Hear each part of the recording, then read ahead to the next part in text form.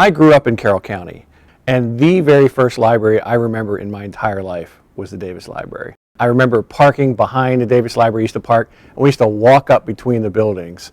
And I remember as a really small child walking along, and it had this huge stone kind of foundation with this ivy, and it was just like walking into another world. It was a really neat building. We had the huge windows, church windows, as this used to be one of the churches in Westminster. It still had that feel for me. It was I don't want to say spiritual, but you know, it was just a quiet feeling when you walked in there. Well, it was one of Westminster's sacred places, and it was one of Westminster's mysterious places. It was interesting because imagining it as a church before it was a library, so it was an imposing building. When you went to church, you didn't make a lot of noise, and when you went to the library, you didn't make a lot of noise. But it is a lovely, lovely building, you know, with the white marble exterior and the white marble steps. I spent a lot of time as a child sitting on those marble steps in front of Davis Library. And a lot of times I would be sitting on the steps waiting for my mother and my brothers as they were still looking for books. I would just sit on those marble steps in the sun and read on the front steps of the Davis Library. And it's a really great memory that I have. The downstairs had the children's department. And again, I remember going in the big doors, and you could go either way down into the children's department. I also remember just being amazed with the stacks, because you could go through and find books by one author that would be in color sets, and I'm sure I worked through at least the Black Beauty books, if nothing else, in order. And I remember once with my friend Joyce, we went through and we were looking for all the book titles that were prepositional phrases. There are a lot of them, On Golden Pond, all that kind of stuff. There were a lot of prepositional phrase books all through the stacks.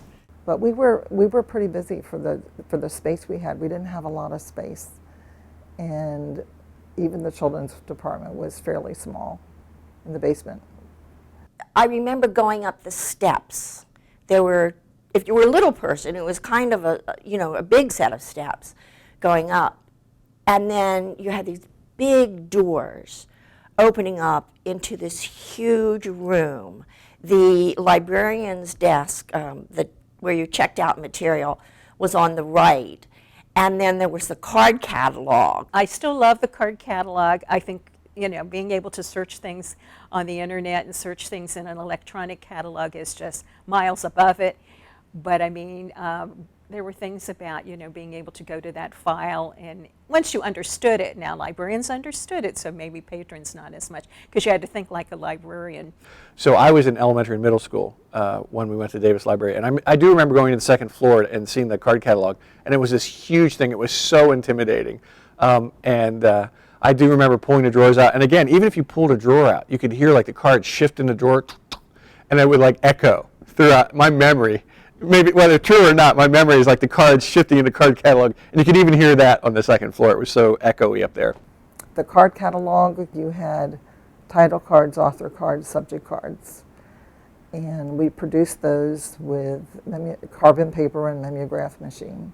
It was amazing to me because we had something called a vertical file, and some libraries still have them, and some organizations keep them, where they would go through the newspapers every day and cut them up and keep a file on that for people to use that information. Vertical file because it was kept in a filing cabinet.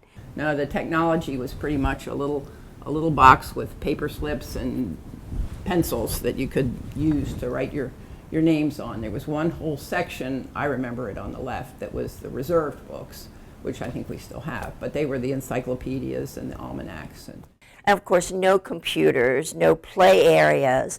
It was a rather sparse place in relationship to libraries now. The Davis Library is the first place I ever saw a Xerox machine or a photocopier machine.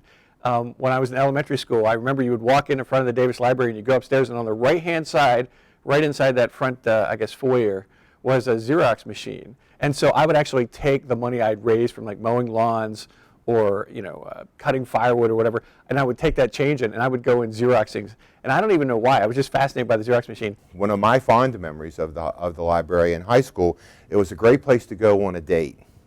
I didn't really quite know what to do with girls. I didn't quite know how to talk to girls, but I knew how to sit and read a book because I was a very, very serious bookworm. I have to say my fondest memory of the Davis Library was doing homework at the library, because my boyfriend and I would contrive to meet at the library to do our homework together. I don't really remember doing a lot of homework, but we must have, because we were both good students. There was a squirrel that would come to the window and I would feed him peanuts until he bit me. But he didn't get any more peanuts. My fond memories are the wonderful people I worked with. I said Eleanor Feek was a wonderful children's librarian, and Evelyn Mather was delightful. And the other people, Becky McCaffrey, some younger people, Kathy Price, Mary and Betsy Murphy. And my favorite probably would be Mr. Dixon, Tom Dixon. He was so sweet because at that time I did not have a car. And so if I worked in the evenings, and I worked several evenings in the summer, he would always wait with me till my ride would come. And he was just the sweetest, gentlest man there could be to work with. Mr. Tom Dixon, who would be on a break, he was the custodian, would be standing out front on the marble steps of the library, and he always had a smile and a nice word to say to me and the kids. And so it was really very exciting when his children decided to donate the money so that here at the Westminster branch we could have the Tom Dixon room. It was really a good place to work. Yeah, it was a great group of people. We really enjoyed. Everybody was friendly. They enjoyed working, with the patrons. Circ staff was great. It was just a handful of people, so that was kind of cool. The downtown location, with being in town and hearing the fire sirens go off, and every once in a while somebody would make the trek down to Rexall for a nickel Coke in the afternoon, kind of for us. I mean, it was a good camaraderie of people, but we had an important job to do, and that was always first service, public service. I will say, from way back then to way up right now, the staff have always been so helpful and courteous, and they've always, had a smile on their face and been willing to help you locate a book. So that was a good thing. We've been very lucky to be very progressive and been able to really expand our library services. To this day, Carroll County is a reading community, and the library became a central focus place. The library was a key and critical ingredient to our sense of community, because that's where we met people, that's where we saw people. This is where we gathered information. This is where it enabled us to accomplish the things that we wanted to accomplish in the community. And also, I mean, Mr. Davis was such a huge and important person in the community, and this set an example.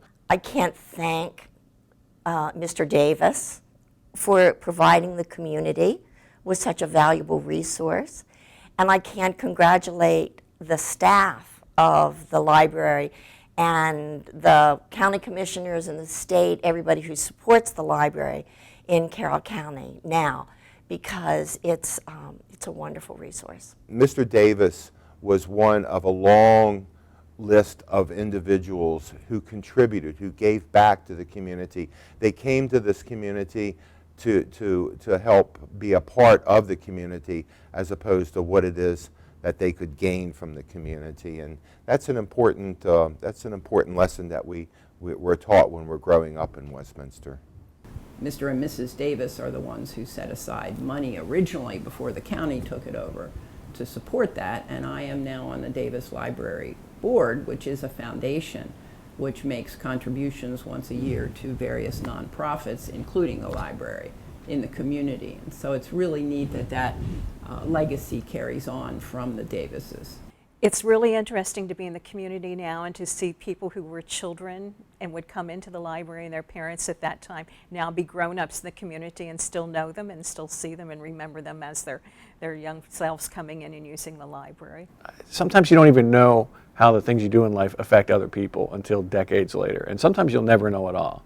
But I'm absolutely convinced that, like, the time I spent in that basement in Davis Library has a lot to do with who I am as a person today. It was a good experience for myself you know, and my family.